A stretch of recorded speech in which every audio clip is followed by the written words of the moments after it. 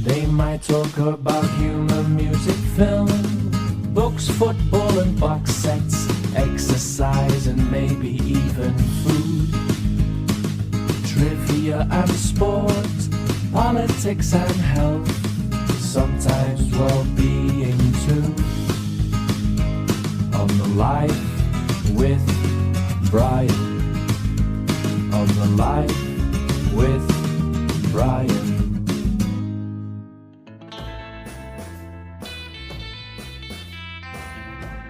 Hello and welcome to episode 43 of Life with Brian with myself, Mark Godfrey, on producer and hosting duties. The secretary in perpetuity of the Brian McClare fan club, Matthew Christ, is here as ever. How's it going, Matthew? Good, thanks, Mark. Good to be back again. And where would we be without ball retrieving legend Brian McClare? How are you, Choccy? I noticed you made your comeback on the big stage at Easter Road, home of Hibernian, recently. What was that all about? There was, as you know, I like to participate in the odd game. It was David Gray's testimonial, who was a stalwart of Hibs, but he was also a young player at Manchester United who had the misfortune of having me as his coach. And he's under this strange impression that I was actually any good at it. Where I was, all I was trying to do was allow them the freedom to make their own decisions and hopefully become players. And he has that wonderful accolade of scoring a winning goal in a Scottish Cup final for Hibs, first Scottish Cup final win for a long time. And I got asked if I'd be the coach, but we'd get, as it got closer and closer to the game, more and more people, more and more ex-players or players pulled out. So I thought, I could make a bit of a cameo of appearance, you know.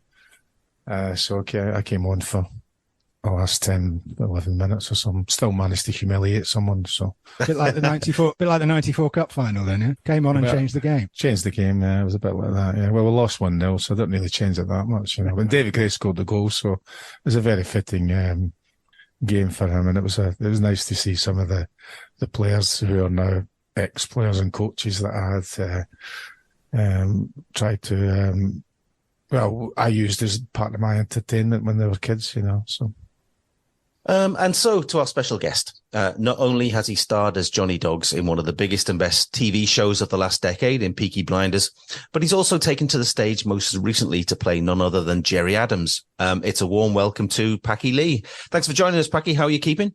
Really good, Mark. Thanks for having me. Hope you're well, guys. Cheers, Brian. Cheers, Matthew. I hope you're saying that in an hour. Well, I might just hang up the phone about 5, but let's see how we get on. That's all right. It's happened many times before, so you know the first one. So. I wanted to get this one in first of all because, Packy, you're actually the first Liverpool fan we've had on this show. But hey, we're an open church here, and we'd like to think Choccy transcends all club rivalry. So listen, the fact you're here says it all. Yes, I'm a big Liverpool supporter. Of course I am, but most importantly, I'm a football fan. I am aware of greatness when I see it. I am aware of complete and utter class when I'm watching it. And, you know, Brian himself's part of my childhood growing up, of course. So it's an absolute pleasure. What are your early memories of Liverpool-Manchester United rivalry? Because obviously it's a big deal here in the northwest of England, but it's as huge a deal in Belfast and the whole of Ireland as anywhere in England.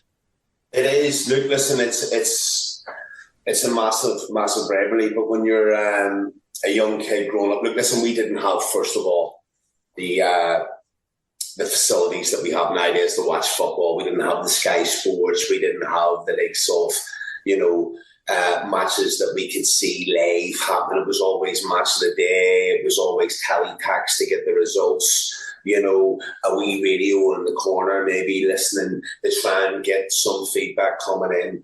I remember fierce rivalry from no age. I also remember, for some reason or another, it seemed to be the game that they came out head to toe in muck and blood and more. So I was always going, like, look at the colour of the shorts at the end of their game compared to playing the likes of Watford and other teams along the lines. Like, they're gritty, hardcore games. But look, listen, I'm a football fan, like I've said many, many times. I understand it can jail and it cannot jail. I understand certain players can come on and change the game in a heartbeat. Again, I'm aware that that this man was one of them players, you know. Mark Hughes, another fantastic rivalry player. But then you're going back to the likes of Cantona, you know, even going in towards the likes of Consalcius and things like that. Like, we were going, hold on, who is this? Like, who's this they've brought in? Do you know what I mean? And they just kept adding flavour after flavour and talent after talent. And, you know, I don't know what he feels about it, but, you know, as a Liverpool fan, you were very jealous of Sir Alex Ferguson. Because you believe that he was at the start of that, leading that, and these players were there in their prime with it. But yeah, look, listen, great to watch it, great to see. Why did you choose Liverpool? What was it? There's okay, so the whole family's Man United. So you are right. So you're the middle child. No, I mean, I'm the only boy in the family, but the cousins, for example, are all Man United. My mates are all Man United. And at the time, you know, I was more into acting, didn't really understand the likes of football. 67, I had a ball, but no real idea of teams and supporting.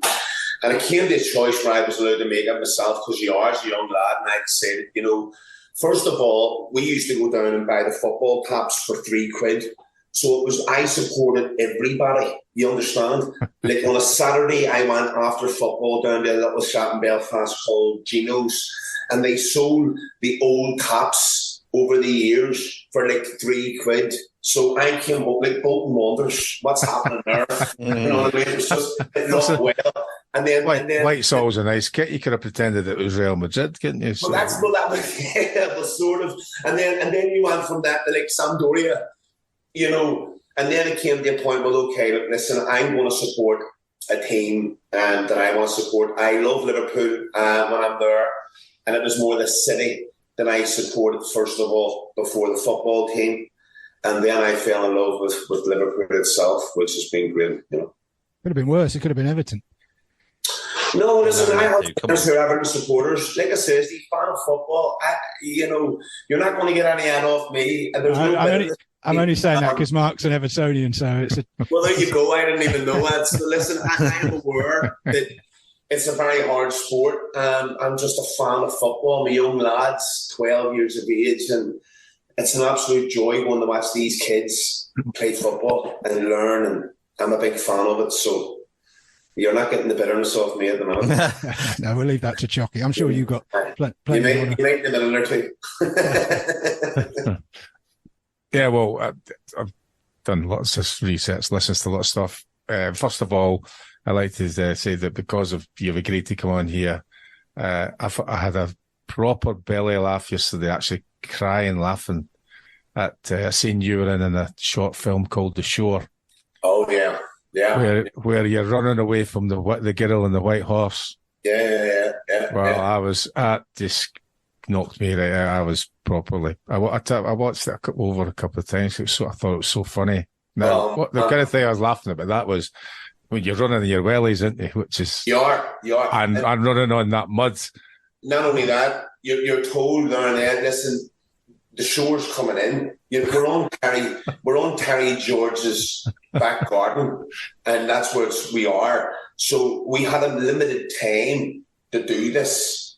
And at one stage, he says, "You've got to just go because it's coming. The shore's coming. We're not going to get the shot."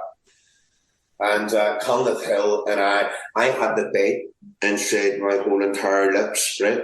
I cut, like he had a fake arm. Yeah, right? that was so the arm, good. Right? But his own arm was in here, right? And I could see his hand moving here with laughter because that's him. Like his belly was going, but he was great here. And then I'm biting inside there, and we had to get the shot. Look, listen, we shot that in about 6 days, I believe. Terry George said already what his plan was to win every festival and win an Oscar. And I'm in the middle of doing a pantomime in Armagh in Ireland, and I'm dressed as Buttons, and I get a call on the way to say, "You've been nominated." First, I knew we were shortlisted, but so was many others. But then they said, we've been nominated. And I promise you, it's probably the best 10 o'clock in the morning show I've ever done for 3-year-olds. Because the energy and the excitement that came from me at that moment to find out, look, listen, this is possible, you know. When you set out a goal to do that, also I brought a friend of mine, Kieran Nolan, to watch it. And on the way home, when we watched it for the first time at a bar, at Terry George's local, he just said, listen, that's going to do well. He said it was funny, you know. The whole bar were in stitches watching it on these wee small screens. So it was an absolute joy to go and win the Oscar with it. I mean, my goodness me, who'd have thought that, you know? 6 days of filming and the genius of Terry George and the cast that all agreed to come on board, even all the crew. Like, you know, there was very little money involved in that. That was about love and about passion. I just finished, funny enough, the George Best musical. And that had finished on the Saturday night. And I had to be on set at Terry George's backyard garden on the Sunday at 6 a.m. So there's a quick after party and then home and then, you know, get ready to go to work with this. And yeah, it was an absolute dream, yeah. Well, what I like about a thing that what you talk about and lots of things that I've watched and listened to about it is you always refer to it as work. You're going to work. Yeah. And what that, what the rewards of that are. Now, obviously, there's a satisfaction involved in doing things you're doing, but you're also very keen to point out all the way through, which I love, is that it's about living and being able to bring up your kids in whatever way you decide you want to bring them up. And so within that, what the two different things I like is that the idea when your mum said to you, look, there's a job going for you to do the dishes in the restaurant, and you end up becoming a chef, and you did that, and hopefully we'll explore that as well. And also the thing that you say that because you've had gone to auditions and you've had rejection and how difficult that has been, that you always had this thing in your head that you need to work, you need to have something to do that'll bring in some money to put bread on the table. Now, does that come from your background, or is that just the way you are? It's probably a bit of both, to be honest. I'm very, first of all, wow, your research and what you've done and said sort of brought me back there for a split minute. And sometimes in the middle of world, in the middle of growing up and flying home from Liverpool on a weird flight that you're not too sure what's going around or not, you forget where you've been. You forget where you are. I do at times because I just want to get out there and get on with it. I'm very aware that the world is a hard place. I am very aware of how lucky we are to even have this conversation. But I'm also aware of the fact that there's opportunities out there, and I can't sit back and wait on the next job. And I've been broke to a point where I couldn't go to the shopping centre to get the groceries because the guy paying my wages forgot to pay me. You know, like, we're not talking major money here, we're talking groceries, you know. That was a lot of years ago. And I remember saying to myself, because I waited from 5 o'clock, because he says he'd be there at 6, and he had to give me a check. And then the banks are closing. And then he said, I'll come and I'll give you some cash to help you. You know, this is the boss of my work at the time. Like, he was just being nasty to everyone, not just me in particular. But it came to the point where I was going, like, I couldn't have a proper job because I'm not reliable. Like, I can't work in a kitchen and say, by the way, guys, I'm away to Liverpool on Wednesday for an audition in the middle of doing breakfast on a Monday morning. Like, I mean, who's covering that shift? You know, like, you know, so I had to be very careful in picking the right work that would be flexible for me, but also the work that would allow me to work really hard in that job to make up for the time that I've been off. So that's when I decided, like, listen, I need to stop and I need to do my own thing, and I need to invest my mind and my energy into my own type of business. And that's what happened. And then from that, when that just started to kick, a phone call, actually I made a call to my agent to say, listen, there's this show happening. A friend of mine, Richard Dormer, and I were having a glass of the finest red wine, and he's busy doing Game of Thrones. He can't do this, but he said, look, listen, why don't you phone your agent and see if you can get seen for this part. They're looking at Gypsy Stroke Traveller. And at the time, I had finished a movie called King of the Travellers. Yeah, I watched that as well. So I'd sort of went hardcore at the audition. And the director went, listen, just bring in the colour, calm it down, just give me something, because America's going to be watching all this. And I went, America? Right, okay. So then I'm thinking, God, this is great. And, and then I found out that Killian was doing it, and that was great. And this Peaky Blinders for one day's filming, and this character. And something happened. Because you have to understand, King of the Travellers, I was trying to get there, but it was the whole time. It was speaking the whole time like this. Do you know what I mean? There's no line. Everything was staying the same line. So if you're listening to my voice the whole time, then there'd be no up and down, and everything was dead on. And then you'd be going, whoa, slow down. But if you understand that, you'll answer, so there's no problem. And so then I tried to bring in, I wanted that, because that was that's the gutter and the trueness of the characters, but I also wanted a bit of colour. So I just decided that I would up and down the words like an absolute yo-yo. Do you know what I mean? So that everyone and everywhere would have to be listening to the voice. And then Otto, the director, says, look, let's channel that a bit more. Let's use a bit of colour. I'm going to put you in a green suit. And I say, okay. Here comes Ireland at its finest. And they give me a pipe, and they give me a scarf, and they give me all this stuff, and they put me down, and the director came over and he says, get rid of the pipe, get rid of all this. You look like Darby O'Gill. He says, let's just go with, stand up, he says, and throw your body out and be big about it. And that's how Johnny Dogs was born. And the director and the writers and, of course, my work colleagues in the show were happy enough with me being there that they just drifted me back and back and back. And it's been a great experience, So that's the point of work. And this is no disrespect, you have to understand, I thank Richard for that moment of saying to me, he's not free to do that. He's aware they're only looking 2 scenes. It's just a day's filming.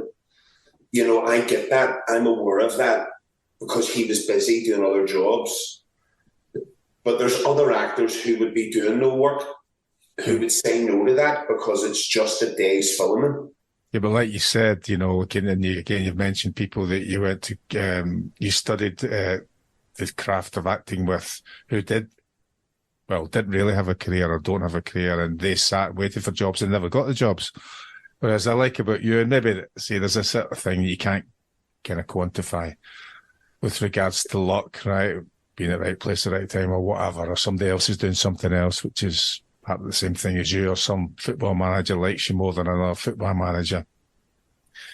And that kind of thing seems to me, because you've got this idea about working all the time. It doesn't matter what it is, whether you're working in a call centre or you're going for one day's work. You know that day that you can afford to go to the supermarket, right? So at the end of that, I'm saying at the end of that one day of going to do the Peaky Blinders audition, and when you get the 1 days subsequently, you say, right, we've got a day's filming, right? You get paid for that. Nothing so that's going to pay for that week's shopping, right? For example. So not even that's going to pay for the 6 flights that I've had to put on a credit card for jobs that I didn't get before that. You have to understand, there was no Zoom, no video calls. It was flights, it was meetings, it was... So every job that you were going for, because I decided to live at home, it cost me money. Jesus, I'm going to the airport, cost a few quid, I'm flying out, there's more money. You're getting the train from London. You're saying, where is this? I mean, it was costing around about 300, 400 quid minimum just for an audition. And your job was to try and get the job.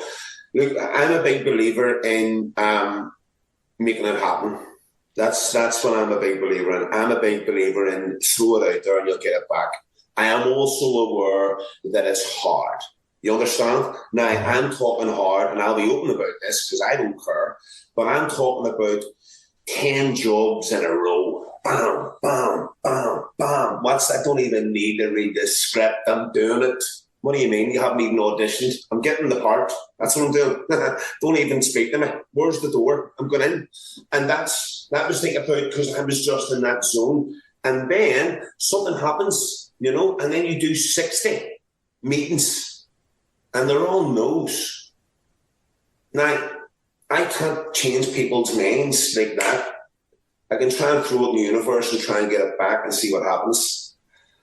But as far as putting food on the table, then there's a million jobs out there.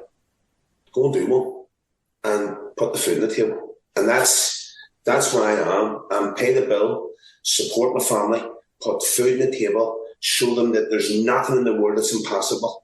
Show them that a year before I won an Oscar, I'm standing in Amsterdam because my wife brought me for my birthday and we're out in this big museums and we're chilling and she brings me the Man with Two Swords. I've never even told anybody this. And I'm standing with the Oscar. Plastic. And I went, now listen, see in a year, this'll be real. We'll see this. Bang. And honestly, I then done the musical, then we fast-tracked the short movie, and February, flashback came on my wife, she uses this Snapchat thing, and there's me in Amsterdam with the fake one, and there's me in Stormont with the real one. I mean, yes, it wasn't my Oscar, yes, it's the company's Oscar, but I take great pride in being part of that, and great pride of and working in that job, because at the end of the day, people only see the camera. Nobody sees the madness that we had to shoot. Ty George had me in quicksand for about 2 hours and I couldn't get out. They had to put a rope around me with 4x4s and pull me from both directions. And he decided, wait for this, he decided to shoot it in case he was allowed to extend it. And he was on the show. You know what I mean? And I went, what? And he went, just get the cameras to roll. I can music this. This would be great to say you're stuck out there while we're all here still. And I went, and then they had to pull me out. And one of the lads, he ended up getting stuck with me. And I mean, nobody sees the great crack at times, but nobody sees the pain it can be. And one of the hardest jobs in the world is waiting in the trailer on your moment. That's hard. So you've got to focus your mind to keep your energy. It's 8 a.m. You're meant to be filming at 9:20. You're in costume. You're in makeup. You are fresh as an absolute daisy. Everything's great, grand. And 4:20 is when they knock your trailer door. We're ready for you now. And you're like that. Because and you wake up, your eyes are everywhere, and you're like, I don't even know what my mind's not. Jesus Christ, what's my mind's? Whereas it's hard. That's hard at times. Yeah. Whereas when you're working constantly and you're always it's a lot easier to absorb a lot of that, fall into that character. Some of the hardest things is coming in and out of it while waiting on the other stuff to happen. And all I can do is be patient and wait for the ball to come and shoot. When you nearly drowned in the quicksand, did you still have your wellies on when you came out, or did you lose them? One of them came out and the other one stuck there. And it's still there, I think, to this day. Well, obviously it is, because nobody was getting that out. But then it came out, and then I had stuff, like I had a microphone, and all the sound guys were like, the mic's gone, the beat, it's all in there. And I'm like, I know I can't, I'm trying, guys, I can't move, And then one of them came across, and Glenn, fair play to him, an absolute crack, he's a gripper, he's an amazing worker. Haven't seen him in many, many years, and he just threw this rope, and it just went round me. And I was like, right, and he just pulled me like it was a horse. And I went, whoa, I'm coming out. And then he just went around. But see, when they went on the bikes, I was perfect here, you understand? Because I was in shot. And see, when they went with it, I am all the whole, everything. I'm covered head to toe. I was eating God knows what. But listen, it was great fun. It was a great experience, and certainly one that I'll never forget. McClare's on mark.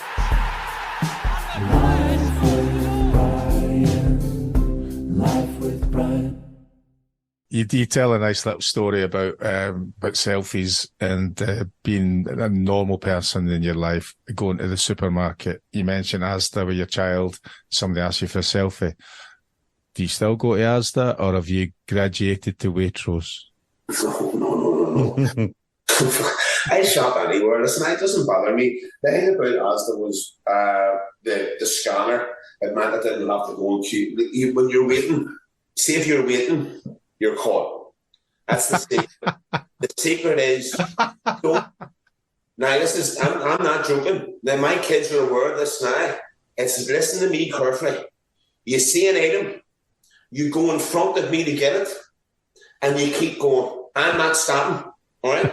It's scan and go. I'm scanning. I'm going. The minute you stop and gaze is the minute you get that. The amount of high, and it's normally. Look, listen, Belfast is great, so I'm fine with that.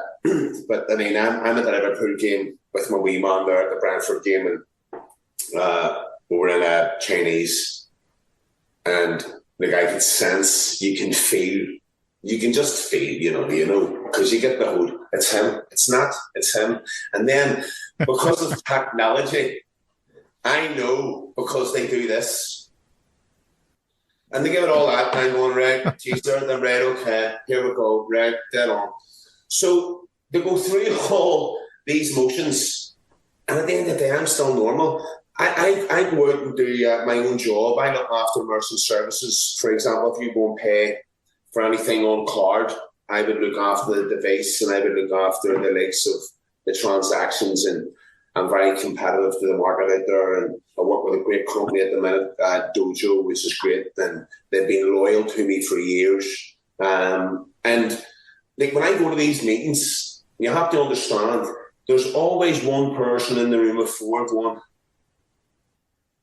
you know, and they're wondering, are you for real? Number one.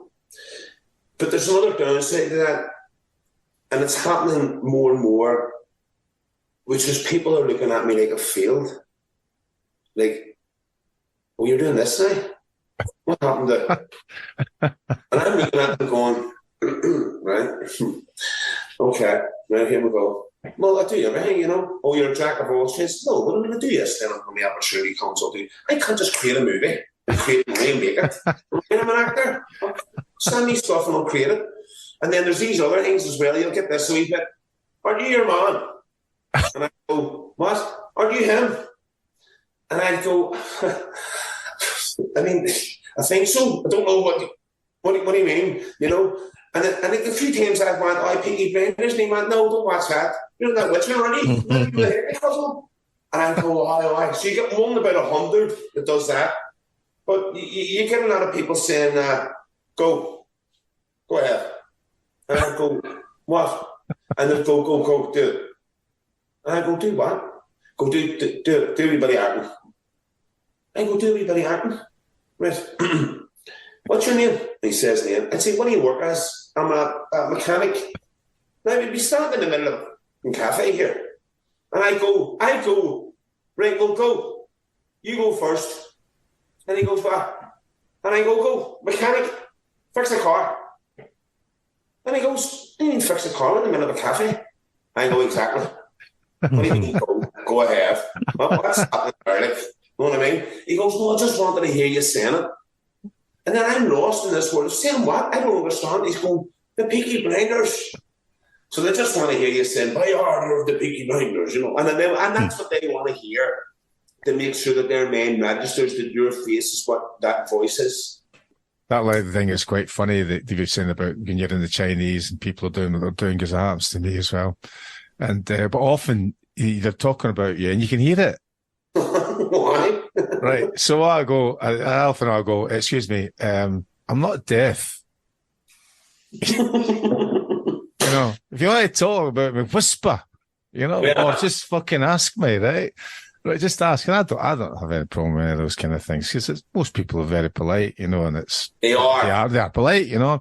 Yeah. The other thing is where people will go, excuse me, Brian McClare, and I'll go, well, I'll say, well, yeah, I used to be him, and they're completely confused by that.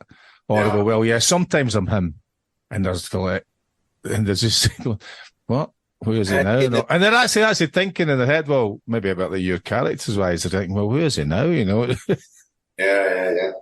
But look, so that's my entertainment, you know. So. But you mentioned about your slightly rocky road to stardom, Packy. I imagine that there was a time when you'd have dreamed of that kind of thing happening, so it's never a chore for you.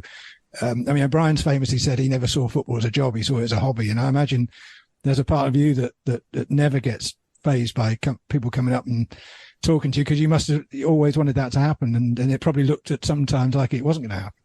Well, there was that thing then when it was job after job. Like, I mean, I was doing rehearsals for a gig in the morning, and then I'm doing a show in the evening, and then I'm doing another show after that show, and then I'm doing a midnight show, and I'm doing these shows, and then I'm back in the rehearsals next morning. Then I'm shooting a TV series, and there comes a point in your life where you're going, yeah, I'm an actor.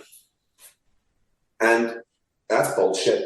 What you are is you're a worker. You work. That's just your craft. I had to learn that. I wanted to learn that. And I have decided to, look,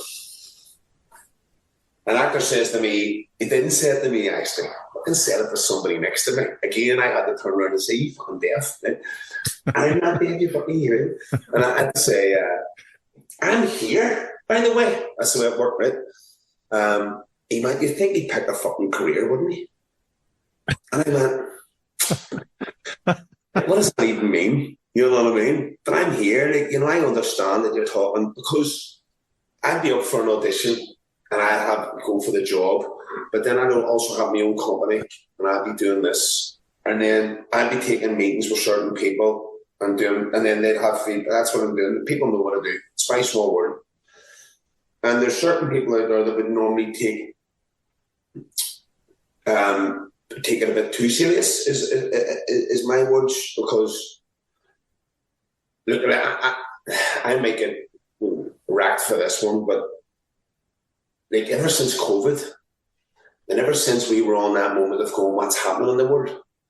And whether you're a believer of vaccines or a non-believer or a believer of this or a believer of that, there was a moment where the world was going, what's happening and what is this?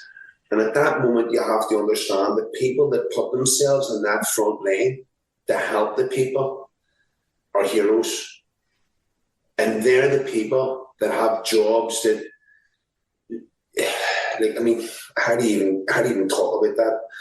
And I would see actors who would think that they're at that level of work, their work is as important as that. And when I walk past somebody homeless in the street, and my immediate heart is, is there anything I can do to help that person? It's hard being on TV, trying to be an actor, trying to live your dream, trying to keep that real, and at the same time dealing with failure, dealing with hate, dealing with day-to-day jobs, dealing with just your own family and your own life that you have to deal with. And then all of a sudden you have to flick the switch, and it has to flick to this character again. That doesn't mean that I'm changed and I'm a different person. It just means my mindset changes to something different, and that's where I want to be. But to look at acting like it's a very serious job, yes it is, it's great and I love it. But it's not saving lives. I'm not a doctor, I can pretend to be a doctor, but I'm not actually saving lives. And I'm always very serious about that when it comes to that. Now, there's very serious artists in the world, and without them, we wouldn't have the amazing TV that we have. And I'm very aware of them people. And they're very special, because they're the special ones. And it's the same in every line of work, sport, industry, fintech. There's one or two specials. And that's the way the world is. And you can accept that and try and strive to be that type of good in your job career, or you can sit back and think, I'm just me, I'm just going to cruise. And it's important that I show my kids that no matter how many failures and no's that I get, I'm still going to go to the audition the next day. Like, I'm still going to go again. Like, I've probably had 30 auditions in the last year, and every one of them has been no. What do you want me to do? That's from jobs. Like, what do you want to say to you? Like, I'm not, like, just fuck me. It's from Brassic, the fucking other TV shows. It's a no. You didn't get the job. Go home. And that's how raw it is. Sometimes you don't even get a call to say you didn't get the job, Matthew. Sometimes you don't get anything. It's just like... Yeah. So was it just the point about that you're saying? Because I think that's terrible that people wouldn't even take the time to do whatever way. I mean, I think there's always a way of doing things. That's one of the things I always admired about Alex Ferguson. He would give you bad news straight to your face, good or bad news to your face. You know, you're playing, you're not playing in the situation that you're in. I mean, you've gone and done whatever you've got to do. Take your time to do whatever else. Shown an interest in their project. And for them not to acknowledge that project, right? So by any means of communication. Now, would that then put you off if these people were involved in something else? Would you not apply for that role? You know, whoever it was that didn't contact you, would that be a thing you go, fuck them, I'm not? There's a moment in Jerry Springer. No, not Jerry Springer.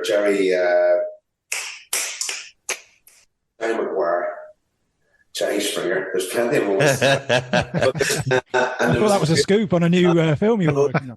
This is Jerry Springer, the opera, was happening while we were doing Scenes in the Big Picture at the Nice Enough Theatre. And let me tell you, the amount of stories we were hearing from the real Jerry Springer show coming back to the theatre. I'll not even get into that. But there was a moment in Jerry Maguire where Cuba Gooding Jr. is outside the door and he has to leave the house because he doesn't want his child the same crime. And most importantly, he doesn't want his wife the same crime. Right?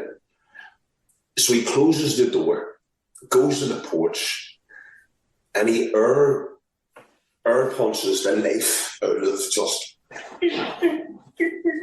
and he gets himself to a point where he controls the emotion, gets all the anger out, takes a minute and goes back into the house again, grabs a chain, because everything's not working where it should be. And he knows this. And I have auditions like that. Like, I have days like that. What do you want me to do? Tell you I'm a machine? I'm not. I'm a human being. I take as much punishment as the next person and as much pain as the next person when things don't go the way I would like them to. But I have to then switch that and go to something else because now there's somebody else making a call and inquiring about you. And after 30 meetings, it's very hard to get yourself excited for the 31st. And what you have to do is understand where you were as a kid, where you have been, and that the opportunity at any time is behind some door. I just have to try and... My dad says to me, look, when you stop knocking doors, what do? I says, I don't know, just maybe. He says, you fucking kick him. That's what you do. You stop knocking doors, you walk and run through them, is what you do. Don't walk and knocking doors. Knock every door, every opportunity. That's interesting you say that, because I was going to ask you, growing up in Belfast and, you know, you're dealing with real life. Well, that was me walking around my block selling Weissen powder door to door. Yeah. My dad says you knock every door. That's where I came from. And then I grew up with that opportunity through life, Matthew, you know. Yeah, and you've probably still got mates that are doing jobs that they hate and they wake up in the morning, they don't want to do them. And I imagine that gives you that kind of reality check where you're thinking, well, you know. I have a friend that owns a car wash. The worst time of the year now is to have a car wash. Do you think he gets up in the morning, brings the kids to school, does everything, goes down and opens up the garage for the boys to come in, for his workers to stand there and wait in the freezing car? To maybe get 50 quid for the day. I'm aware of how hard it is out there. I'm aware of the people who work for it. I'm aware of what they do. I don't sit back and acknowledge it. I'm in the office now in West Belfast. I've got staff. They're very aware of me. I'm aware of them. I'm no different to them than I am to anybody else. It just means sometimes I'm on TV. That's all.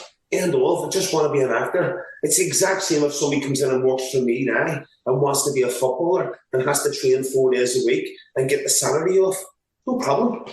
But don't fucking stop chasing your dream. Do yourself a favour and keep chasing it. It's just I have to tell myself that all the time, Matthew. It's, it's.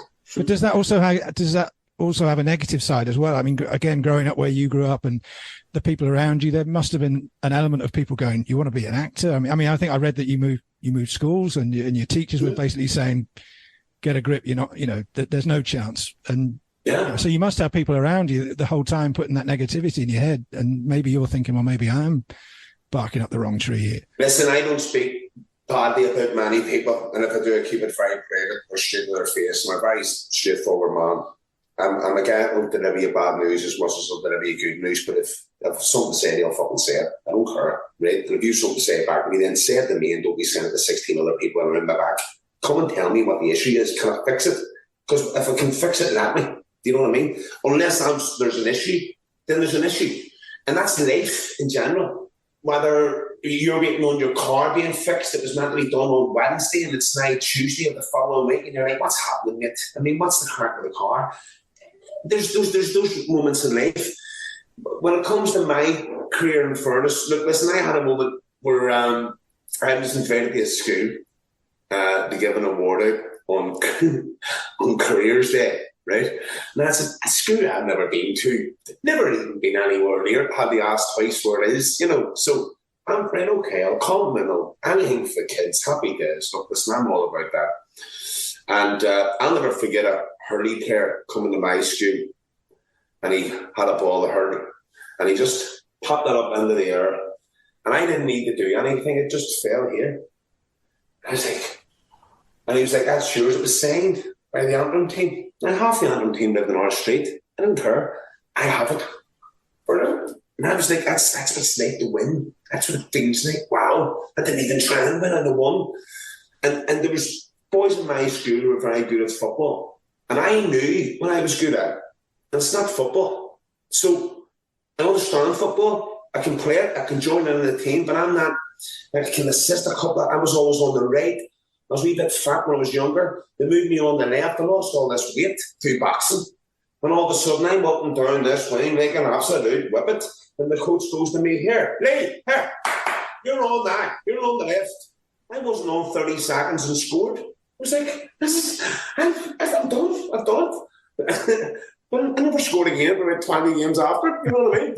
So there's moments in life where you're going through, right, look, listen, here's where I want to be. Here's where I am. And yes, I stood on the stage. It's Careers Day. And the teachers are coming in, because this is the teachers from the school. And I'm like, right, I recognise a face. And I'm going, look, I think I know him. That's not, is it? It couldn't be. And he's looking at me going, all right, Bobby. All right, man. It is him. Oh, Jesus, right? So I have this speech prepared. And I'm standing in the school with this whole speech. And I'm like, and I had to get people to go through it. I want bang, bang points. You know what I mean? I didn't want to drive this guy. I normally don't do any speeches at all. I'm dyslexic. I can't even read my own writing, right? So I'm going, this is going to be great. And I'm sitting down, and look, it's a great pleasure to be here today and taking the opportunity to speak to you as well. I want to welcome, forget about that. Listen, see your man behind me, right? He was my teacher in school. And funny enough, it's great that we're here on Careers Day. He was my careers teacher in school, right? And he told me that I had no chance, not one chance, of being an actor living in West Belfast. Pick a career and put food on the table, right? And I says, well, I think I could be, you're going to be a mechanic. That's what you should be. And he threw me out on 2 weeks mechanic in Midori. Right? I wasn't that good. I was actually good at getting all the parts. You know what I mean? And putting them all, giving them all with a counter. And I came back and going, I don't want to do this. I want to be an actor. And he went, well, tough shit. Right? I told all the kids, he's here, and he's giving the careers advice, the users. And I'd love to hear what he has to say now when he's sitting here. And he just got up and he just went, that's all he knows, Pat. He came up and shook my hand. He said, listen, you have to admit when you're wrong in life. He says, but I will say this. He says the one thing that you taught all of the teachers in school, because we're very in contact, he says, is that you would never give up on your dream no matter what it was. And he said that was important at the age of 13 and 14 and 15. West Belfast, bombs in every corner, people getting killed, city centre not allowed near it. The theatre where I want to go to learn my stuff, I can't go. I don't know how to get home. I can't call. I'm not allowed to be called Patrick. That's and then that's where Packy came into play. And before you know it, then it's grew. But that's the point of that, Matthew, is that yes, it was very hard in West Belfast trying to be an actor. It wasn't something that easy to do, but it wasn't the only one. I had John O'Neill around the corner, who's an amazing actor, and he was flying away. We have Rachel Tucker, and she was in our group at the time. So also Lynn James, who plays the mum in Derry Girls. So there was a big group of us, and we stuck together and chased our dreams. We wouldn't have let anyone affect them, and that was very important. When we met each other on a Saturday in our group, was to go, don't listen to it, and like bullied for years, called gay this, gay that, gay the other. Obviously didn't have a girlfriend at 14, but to be labelled gay already in your own mental brain, I hadn't a clue what was happening there. Like, why are they saying that, And then you find out, he's related to the travelling community, right? Gypsy. Then all of a sudden you're the gay gypsy actor. I mean, Jesus Christ, the name of you. Do you know what I mean? I've been called that many things. We'd be here for days and we just went through half of them. So it's one orthodox back is what you have to learn and get on with it. Bringing this back to football for a second, Packy, in Peaky Blinders, there's the match-fixing plotline, which eventually sees Emmett Scanlon's character, Billy Grade, come a cropper. What I want to know from you, in fact, I want to get this answer from all of you, is if you could go back in time and fix one match to go in favour of your team, which one would it be?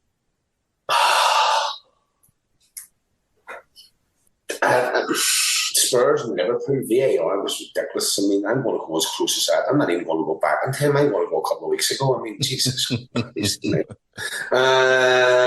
Okay. Holland versus Republic of Ireland, World Cup 1994.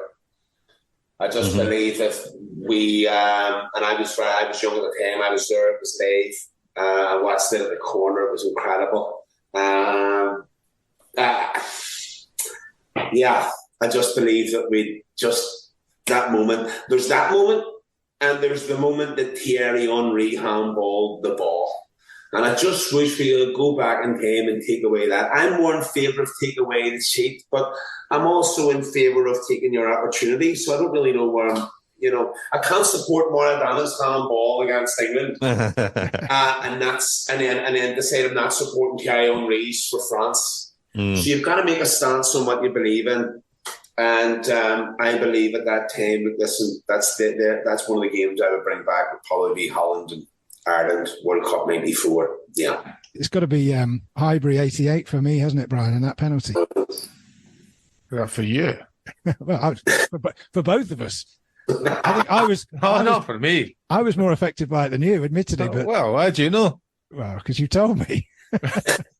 you were a child, or you're supposed to be affected like that, I was just thinking it'd be another penalty. Come on then, Brian. What game would you fix if you could? I would pick, I think it was 1963, England versus Scotland. Scotland 3, England 9.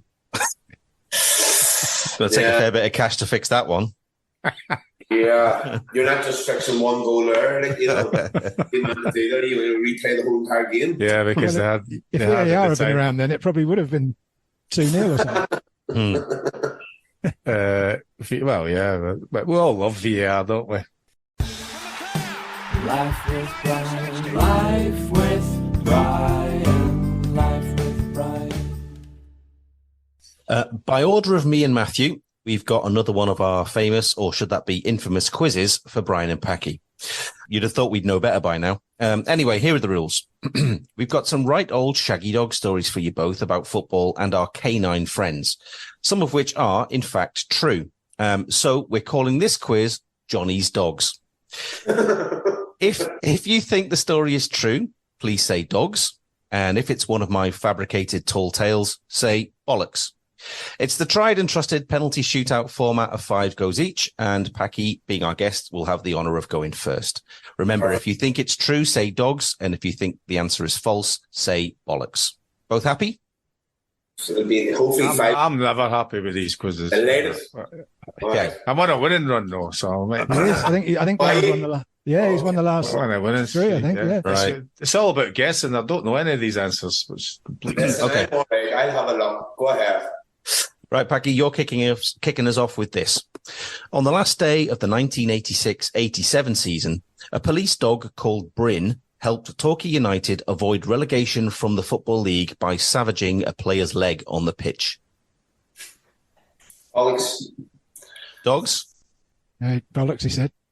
Oh, bollocks. Okay, well, I'm afraid it's that. dogs. It's that accent that you used in the King of the Travellers. It's dogs. It is dogs. It is true, yes. No way. Yeah, Bryn the German Shepherd mistook Torquay defender Jim McNichol for a pitch invader. Remember, this was the 1980s. And he bit his thigh.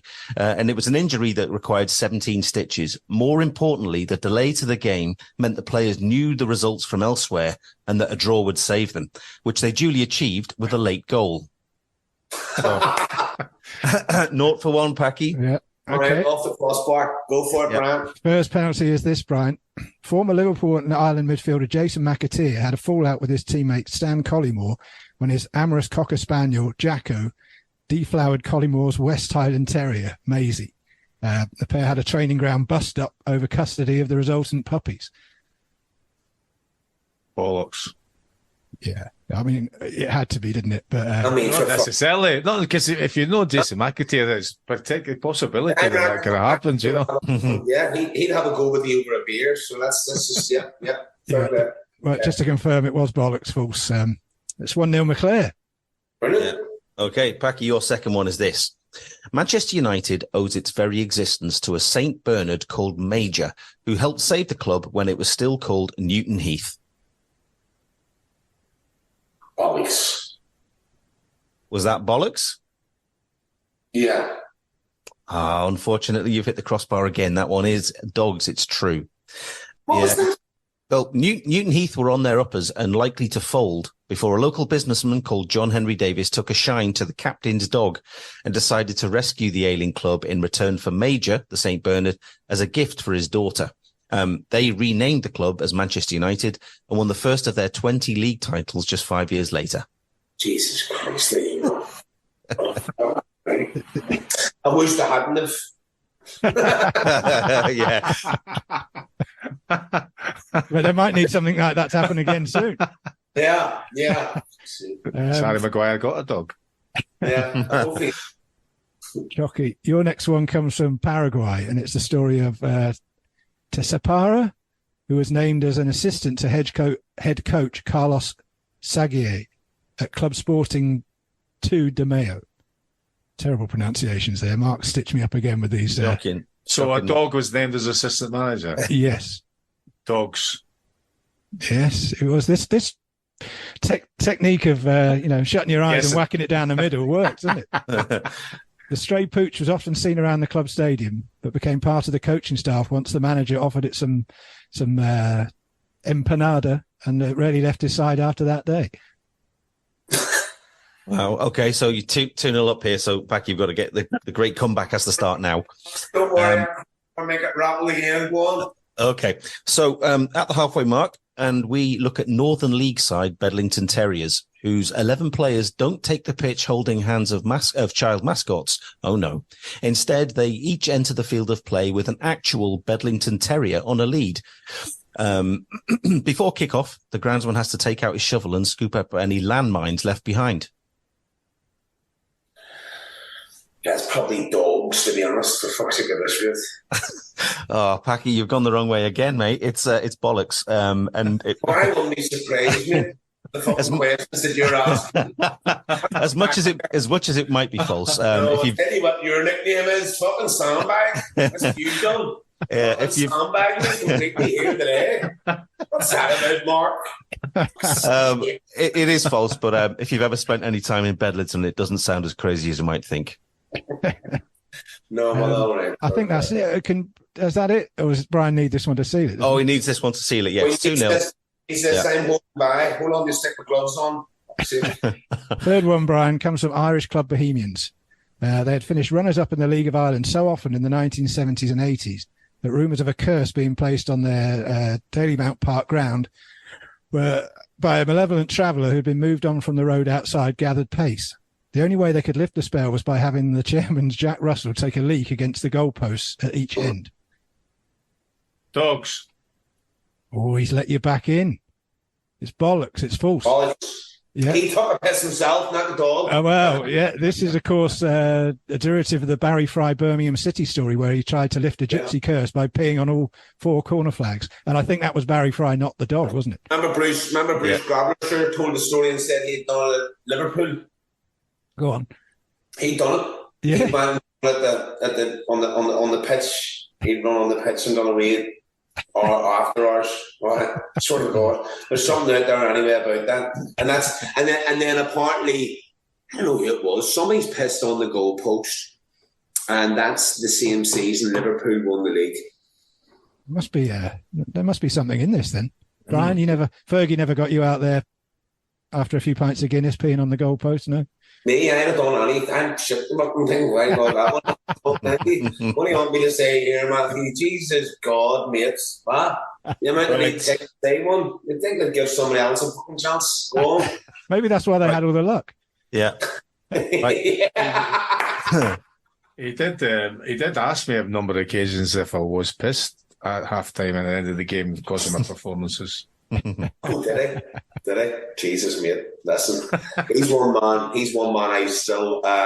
I'm still a bit scared of this. I've met him a couple of times, and you and Brian both. I just think he's got. I'm just still a bit like yeah. It's like, you know, it doesn't matter what age he'd be. Like, I'd still be a bit afraid of him. You know, but there's also that respect. Never leaves you, does it, Brian? No. Right, Packy, come on, mate. This is your chance to get back into it. And this one involves a Scottish keeper called Charles Chick Brodie. In a game in 1970, the Brentford goalie was tackled so severely by a stray dog that had been herring around the pitch chasing the ball that his knee ligaments were ruptured and his professional career was effectively ended. Dogs? Yeah. Game on. Well, you're back in it. That's straight down the middle. And actually, you can find the clip of this one on YouTube. Both the crowd and the commentator found the incident. I've got 23 people here zooming me and Googling everything now as we speak. I've called the whole staff. Yeah, you can. As I say, you can find it on the incident on YouTube, and the commentator in the crowd thought it was funny. I'm not sure Chick found it quite as amusing. Okay, pressure's back on Brian. Brian, I'm sure you know the story of Pickles the dog, who famously found the Jules Rimet trophy after it was stolen in the build-up to the 1966 World Cup in England. But did you know after Pickles' death, just a year later, he was buried in the back garden of future Tottenham captain Steve Perryman's house, whose next-door neighbour, David Corbett, was Pickles' owner, and Perryman used to regularly look after the dog while Corbett was at work. Bollocks. Yeah, he sealed it. Didn't sound that convinced, but you're right. Well, I wouldn't be convinced either way, because the questions are fucking ridiculous. Come on, I spent literally minutes on putting these questions together. Come on. Yeah, fair play to you, Mark. Well done. We did spend a lot on this one, but Mark, sandbag. Yep, yeah. Okay. Well, we're gonna finish it off anyway. We've got one left each for you. So this is your last one, Packy. Okay. Yeah, sure. And this is to do with Brian's former Manchester United teammate and neighbour Gary Pallister. When Pally moved back to Middlesbrough after his time at Old Trafford was up, he adopted 2 Labrador puppies and called them Choccy and Eric after his old pals Brian McClare and Eric Cantona. Sadly, Choccy, a chocolate lab, as you might expect, was too surly and disobedient, while Eric was impossible to house train, so he had both dogs rehomed. I'd say that is okay. The rehomed. Oh, fuck it, bollocks. Yeah, it is bollocks. But with those character traits, there is some whiff of plausibility to that story, isn't there? Well, there must be 2 dogs called that. There has to be. Well, you didn't you have a goldfish named after you once, Brian? Goldfish, cats, pit bull. Yeah. Yeah, it's probably more the pit bull. That's the goldfish. Yeah. Wrapping up Children.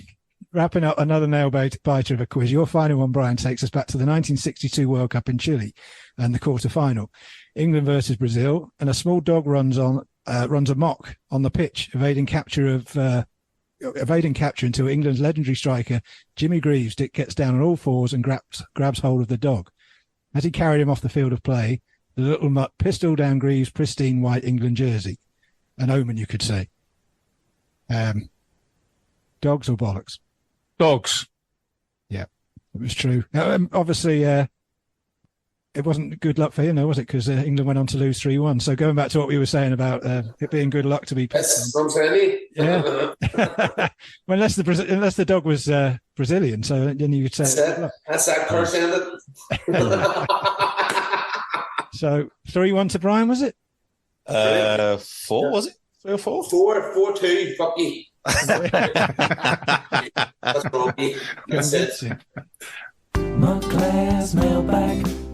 Montclair's mailbag. Montclair's mailbag. Over to you, Matthew. What's in the mailbag this time? Okay. So Jay asks, you recently played Gerry Adams on the stage. Is that something you could have imagined yourself doing when you were growing up in Belfast, and was it an honour? It's something that I couldn't imagine doing. I've never imagined doing. It was an honour. It was an absolute privilege. I was delighted with it, you know. The show's coming back again. They're going to take it to New York. I believe it's time for someone else to have a go at that. So tell us a little bit about the play or the production. It's based on the Good Friday Agreement. It's 90 minutes. It's straight through. No half times. No intervals. It's what we did. And we told the story of how they came to an agreement for the Good Friday Agreement, which was something that affected me and many others growing up in Belfast, and gives us opportunities of a bit more freedom. But most importantly, it meant that I wasn't going to bed every night praying to God that, you know, one of us would be shot in the morning, or there'd be a bomb under the car, or, you know. So, yeah, I mean, listen, the play was very good. It went down very well. I stand ovation every night. We worked very hard on it. The writers were incredible. The director was great. The theatre was brilliant. The cast were great. And at certain moments in life when things all gel and they just work. And that was one of them. And I just said, look, listen, I'll go. I'll grow the beard out. I'll grow the hair out. And I had a go at it. But I was very aware of who I was playing. And I was very aware of not taking the piss. We're not doing spitting and minch. You know, I'm not here to take on certain people's things. I just want to tell the character, trying to look a bit like it. But, you know, like, you know, I know he doesn't, but say he had a lisp, for example, or a stutter. Like, I wouldn't have done that. You know what I mean? So, you know, it's very important that I made the Gerry Adams my character. But in doing that, I also want to respect Gerry Adams. I'm from West Belfast, and like I say, I'm very aware of the man himself. I know the man himself, and it was an honour to play him. Yeah, I'm very aware. Do you know how it went down on both sides? But with yeah. I mean, look, I had people in from both sides watching it. They were more interested in me becoming the character and portraying the character than they were about the story. It was a Good Friday Agreement. It was about trying to get peace. It wasn't about anything else, you know. Had a couple of bad messages and a couple of bad posts and a couple of threats, but you know, I mean, that's just people in general who, you know, watch your step, we know where you live, you know, all that shit, you know. See, I'm just an actor, you know. It's probably the owner of a garage and I'm going to sell my fucking card machine in a couple of days. I mean, I don't really, you know, what do you want me to do? I can't be too serious about that. I just can't say that to you, you know. Yeah. It is what it is. Nice one. Cumbrian Day's back with his usual questions. He's actually got one for each of you, one for you, Choccy, and one for you, Packy. First of all, for you, Choccy, here he is. Question for Choccy. Obviously, with the sad news of Sir Bobby Charlton passing away, one of the last gentlemen of football, sadly gone. What's your most favourite moment with him, and what kind of advice he maybe gave you as a player or a coach that you really took on board? Yeah, he did give me some advice when I was going through a bit of a lean spell. His advice was to hit the ball as hard as you could when you were close to the goal. And you took him up on it, I take it? Yeah, that didn't work. No. Went over the bar, did it? But that's brilliant because he can hit the ball. He can hit the ball. I mean, is that something that he's born with? Is that something that came to him? No, he worked at that because he practiced and practiced and practiced, and he practiced deliberately hitting the ball against the wall. What he would do is hit the ball against the wall, and he'd do left foot, right foot, and he'd try and hit it as hard as he could, and then move a little bit further back, left foot, right foot, and he would do it first time, you know, hit it right foot, come back, hit it with his left foot, just repetition, just like anything else, you know, you repeat, try it again, and eventually you're good at it. And then but you also had Jack Charlton standing on the other side of that wall, doing the same thing, but not hitting the ball as hard, not having that save. I mean, surely that's something that, you know, you've got to be born with a bit of that, you know, you've got to be. No, it's practice. Practice. Yeah. Well, that's what I always think. There's some genetics in it, you know, so that 3 quarters that you keep mentioning, the 5'7" and 3 quarters, the 3 quarters could be really important, you know. Yeah. And that's another thing, because I used to do that as well. I used to go 5'9" and 3 quarters. Yeah. At some point, for whatever reason, I wanted to be 5'10", and I never made it to 5'10". But the 3 quarters to me was that. No, it was very important, you know. When I did The Witcher, the guys come to me very quick and says, "Listen, it's very important you get your head." I was like, 5'6", no, the exact height. And I was like, right, and that's when the quarters started to kick in.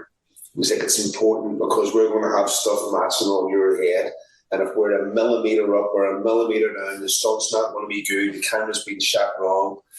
And then I go to myself, yeah, tell the exact truth, you know what I mean? It's great. So the extra quarter always counts, you know what I mean? It's the difference between getting the ball in the front post and not getting the ball. You know what I mean? Just on that, like, seriously, Brian, I mean, he was a big influence around the club. I mean, it would have been around the time you were there and when Fergie joined, and, you know, he was very vocal in his support for Alex Ferguson during those lean years at the start, wasn't he? So Well, I think that the story goes, isn't it, that when Fergie was getting interviewed for the job, he said, and he told me that before I signed it, he wasn't just going to rebuild a team; he was intended to rebuild a football club. Now that's what Matt Busby had done, and Bobby Charlton had been part of that. And he said, I'm going to, and the basis of that, the foundation of that is, I'm going to invest in youth. And Bobby Charlton said, well, yeah, he's our man. And I think because the first thing that Alex Ferguson and Archie Knox did was they reinvigorated the youth system. Manchester United at the time, in the Greater Manchester, which is somewhere around 5 million people, Packy had 2 scouts to cover that whole. 2 scouts they had, and one of them, according to the manager, was an idle bastard, right? So he found all these people that could come in, and before you knew it, all the information was coming in about all the best players, where they were. So at the time, even at that time, because of their age and all that, the Devils were close to Bury because their mum and dad worked there. Nicky Butt and Giggsy were at City, and whoever it was managed to get that resolved at that time. And Scholes is an Oldham boy. He was heading to Oldham Athletic. But by finding people who knew people, and then when they brought them in, you'll see videos of then in 86 and 87 of Alex Ferguson and Archie Knox at the cliff at night time, coaching these young kids, the ones before Beckham and Button Scholes, but coaching all these young ones who then would come in, like Lee Martin, who went on to score the winning goal in the FA Cup final. So they did the work with the first team during the day, and then in evening time, 2 or 3 nights a week, they were coaching the kids, and they could see that the shoots beginning to sprout from that. Yeah, there was a lot of other work that needed done, and some luck, I think, like I mentioned before, with regards to the first team. But that eventually came, and Bobby Charlton was a great advocate and supporter of that, because he understood that, that you had to kind of start again. So kind of starting again was finding 12-year-olds. You're going to have to wait 5-6 years, 5 years at least. When gigs, I said, come in, 5 years for that to reach the first team or get towards the first team. And he'd been through all of that. So I think all the time that he's look, I've seen these kids, I've seen these youth team games. Look, they're starting to win youth cups again, which Bobby Charlton had been part of when Matt Busby did that, of winning those youth cups, because you're going to come up against those teams in a couple of years, and it's good to start labelling your spot now. Yeah. Listen, I'm a big believer in that with the kids. I'm working very closely with a lot of kids back home in the football industry, and I'm trying to help them as much as I can. And the only thing I can do is tell them that they are brilliant, because they are. I'd never give up on their dream, because that's what they have to do. But if I can open a door for them or show them a door, then it's their job to kick the ball through it, and that's when I am with it, But it's great that Alex Ferguson's done that, for years. And that wasn't just about that. There's also those comments as well, when that with kids. I mean, I fucking drove him to fucking winning everything. Well, you're not off the hook yet, Packy, because Cumbrian Dave's got a question for you, and here it is. Question for Packy. During your time as a chef in Belfast, did you enjoy it? And what was your signature dish? Lobster steak, yeah, lobster over steak, yeah. That sounds good. I would go, yeah. Well, there's no vegetarians here, as far as I know, so... Well, if there is, then don't worry, we would go with an oil vegetarian lasagna or something, and, add a wee bit of a red wine finest for you, beef it up with a garlic, make sure there's plenty of rosemary and thyme and let the flavours roam, but I would more likely go with a nice lobster over steak with with a special sauce, not pepper, not white wine, something unique, different, that's always comes off the back of the broth that can never taste the same the second time around. Do you still have a passion for cooking? Because we know we've spoken before about... Are you insane? What, take love at me? But I mean, it's obviously different doing it when it's a job, but I assume now it's something you can just do and enjoy. I'm very passionate about it. I'll do Christmas dinner for about, how many people want to come. I don't care. I love cooking. I love taking the time to do it. I love switching off the phone. I love sticking on a bit of music, chilling out and letting it happen. And that brings me back down to normal. I don't threat. I don't run about the kitchen panicking. I'm very aware of when I'm cooking, and I need to take my time in doing it and sing about 30 songs along the way. I've just got one more question. Go on. I tried to listen to a podcast called Criminal Records that you were a guest on. Can you tell me one of the records that were criminal? Yeah, I can. Was that why? I don't know, because it's not available at the moment. So one of the songs they says was, "What would you pick for your funeral?" Yeah, and I says, "Stuck in the middle of you." Stuck in the middle of you. I don't know why I came here tonight. Clowns to the left and jumpers to the right, me in a wooden box, right down the middle. I'd love that. Yeah, unbelievable. And people's faces at that song coming on.